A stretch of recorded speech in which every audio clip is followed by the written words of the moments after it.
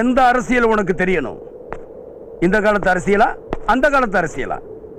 எந்த பதவிக்கு ஆசைப்படாம சுதந்திரத்துக்காக போராடி கடைசியில் குண்டடிப்பட்டி செத்தாரே மகாத்மா காந்தி, அவர் அரசியல்வாதி.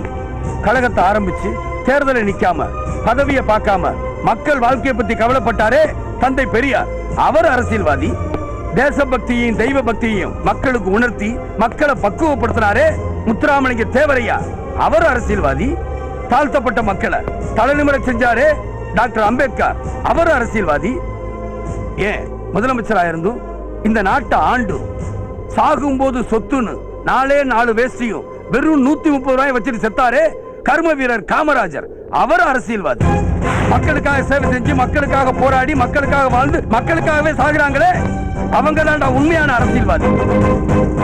ஆனா நீ மக்களை ஏமாத்தி மக்களை முட்டாளாக்கி கள்ள ஓட்டுலையும் குறுக்கு வழியிலையும்